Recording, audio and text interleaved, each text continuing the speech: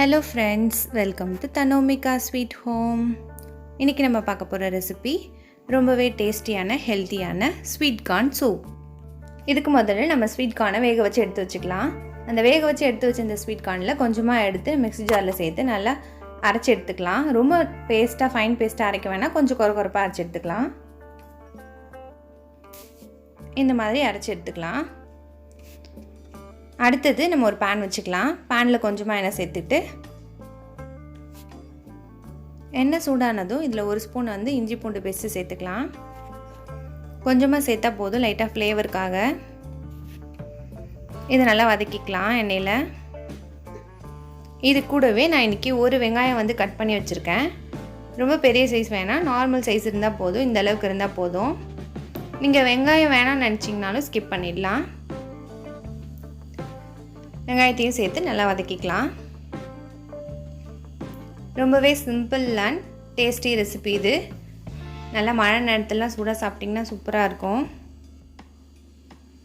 இப்போ இந்த வெங்காயம் நல்லா வதங்கட்டும். வெங்காயம் வதங்கினதுக்கப்புறம் இது கூடவே நம்ம அரைச்சி வச்சுருந்த ஸ்வீட் கார்ன் பேஸ்ட்டையும் சேர்த்துக்கலாம்.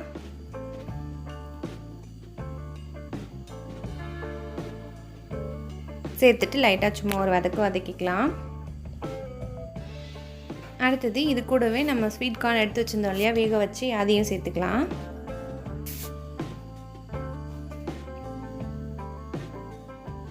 இப்போ இது எல்லாத்தையும் சேர்த்துட்டு இதுக்கு தேவையான அளவுக்கு தண்ணி சேர்த்துக்கலாம்.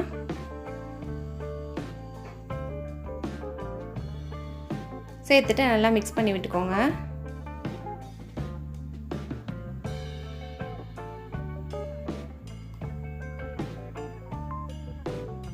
தண்ணி வேணும்னா இன்னும் கூட சேர்த்துக்கலாம்.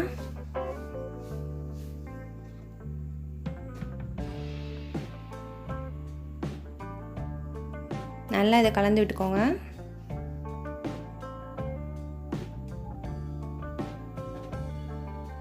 தண்ணி இன்னும் கொஞ்சம் சேர்த்துக்கலாம்.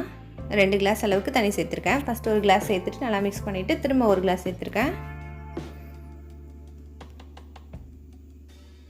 இது நம்ம அரைச்ச பேஸ்ட்டு சேர்த்ததுனால கொஞ்சம் திக்காக தான் இருக்கும். நம்ம வேணும்னா இதில் கார்ன்ஃப்ளவரும் சேர்த்துக்கலாம். இப்போ இந்த சூப்புக்கு தேவையான அளவுக்கு உப்பு சேர்த்துக்கலாம்.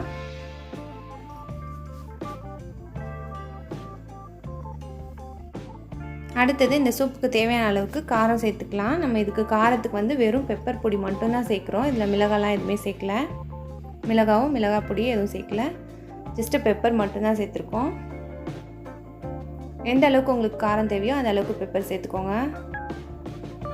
சேர்த்துட்டு நல்லா மிக்ஸ் பண்ணிக்கோங்க.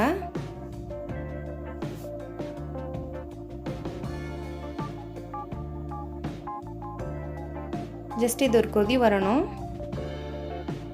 கொஞ்சம் கொதிச்சு வந்தோடனே நம்ம இதில் மல்லி இலைலாம் போட்டுக்கலாம். இப்போ ஒரு கொதி வந்துருச்சு. இப்போ இதில் கொஞ்சமாக புதினா, கொஞ்சமாக மல்லி இலை சேர்த்துக்கலாம்.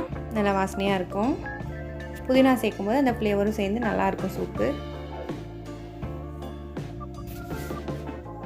போட்டுட்டு நல்லா மிக்ஸ் பண்ணிக்கோங்க. இதெல்லாம் சேர்ந்து நல்லா கொதிக்கட்டும். இந்த திக்னஸே போதும்னா பரவாயில்ல. இல்லை இன்னும் கொஞ்சம் திக்காக இருந்தால் நல்லாயிருக்கும்னு நினச்சிங்கன்னா, இல்லை இந்த சூப் கன்சிஸ்டன்சிக்கு இருக்கணும்னு நினச்சிங்கன்னா, இது கூடவே ஒரு ஸ்பூன் அளவுக்கு கார்ன்ஃப்ளவர் இந்த மாதிரி நல்லா தண்ணியாக கரைச்சிட்டு கட்டி இல்லாமல் இந்த சூப்பில் கலந்துக்கலாம். அப்போ தான் அந்த சூப்போட குழப்பு தன்மையோடு கொஞ்சம் கன்சிஸ்டன்சி கரெக்டாக இருக்கும். இது எல்லாத்தையும் சேர்த்து நல்லா மிக்ஸ் பண்ணிவிட்டு ஒரு கொதி வந்தோடனே ஆஃப் பண்ணிட்டோன்னா சூப்பரான டேஸ்டியான ஹெல்த்தியான ஸ்வீட் கார்ன் சூப் ரெடி.